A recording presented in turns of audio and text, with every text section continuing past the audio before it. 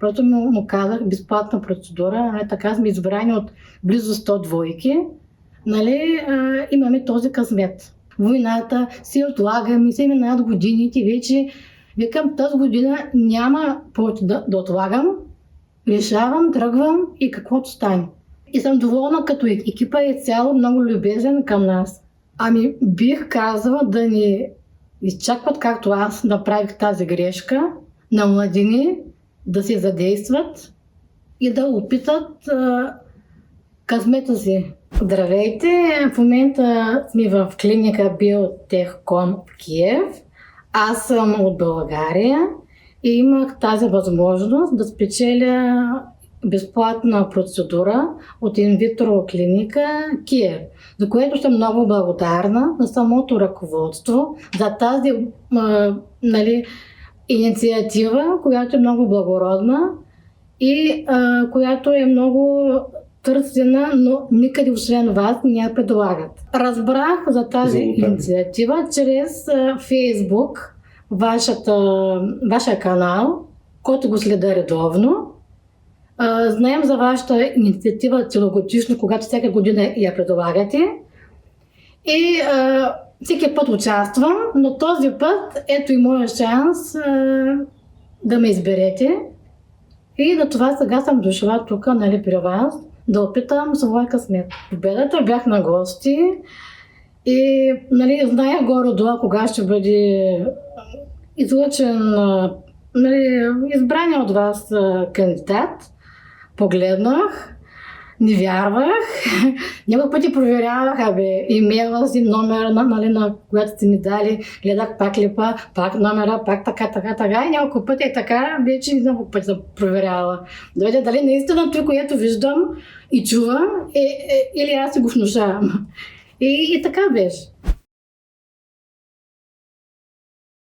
Ами трудно, понеже докато бях млада, си мисля, че всичко, нали, върви добре, няма проблеми, но с този мъж вземахме на малко по-така възраст, която вече нещата се случваха доста по-трудно.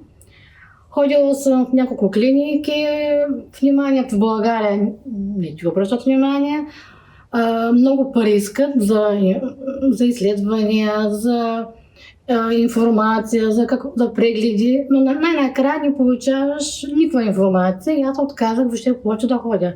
В София 2 клиники съм била, друга кандидатствах на тяхното приложение в страницата, но ме помоляха да не кандидатствам повече, но не ми обясняха за какво. И така, и до ден днешен и това реших, като разбрах за тази инициатива, да опитам късмета си. Ами зарадвах се много. Просто аз, понеже нямаше малко един диалог по имейлите 2 месеца, и аз вече се бях попритеснила и реших да опитам, нали, в други клиники да питам, нали, за как вървят там нещата. И таман бях решила в друга клиника, разбирам, че вече къде да ми отговарят. И реших да си опитам късмета, нали, при вас. Понеже чувах много хубави отзиви от клиенти. И бях решила още преди години, нали, да опитам късмета си, но ставаше така COVID, войната, си отлагаме, се минават годините, вече викам, тази година няма повече да отлагам, решавам, тръгвам и каквото стане. Ами много хубави впечатления. Господина, който е зад камера, когато му се обадя, ми отговарял и зависимо по кое време.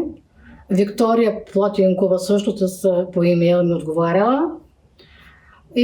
И съм доволна, като екипа е цяло много любезен към нас. Координаторките Виктория, господин Красимир, всички, кой каквото съм попитала, ми обърнал внимание и ми обяснил това, което питам. Внимателно, докато разбира точно каквото ме интересува. Някой път, нали, сме притеснени, не разбираме, но се обяснява внимателно, докато разберем.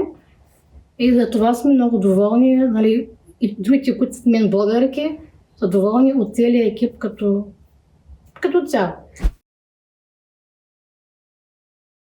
Но по пътя не сме имали никакви проблеми, няма в момента, нали, бомбардировки, спокойно. Всички хора са усмихнати, лъчезарни, така че не се усеща никакво напрежение между хората. И всичко си наред, в смисъл, че има постове, но никой не те спира. Минаваме митницата много добре. Единствено между Румъния и Украйна 1 час, може би там повече така намотваха. На другите места нямаше проблем. Минавахме за 5 минути, 10 минути са наспирали и проблем не е имал. Така че не се притеснявайте, дали ще е във влак, дали ще е с кола, дали ще е с автобус. Просто трябва да имате късмет. Нали, това е като цяло. Направих клипи там, където съм настанена. Самите условия са много хубави, което аз не съм очаквала. Този апартамент всичко има. Той е 5 звезди. От банята до трапезарията, която е оборудвана с всичко. Има микровълнова, има печка, има посуда, има всичко. Климатика в спалнята, всичко работи. Телевизия, смарт телевизия, телевизора, всичко е много добре. Долу мога след по всяко време да ям каквото искам. Всичкото е, според мен, много добре организирано. Ами бих казала да ни изчакват, както аз направих тази грешка, на младини, да се задействат и да опитат късмета си. Дали ще е тук в Биотехком или някъде другаде, просто да не чакат годините, да станат много възрастни, тогава вече по-трудно стават нещата. Ами вярата.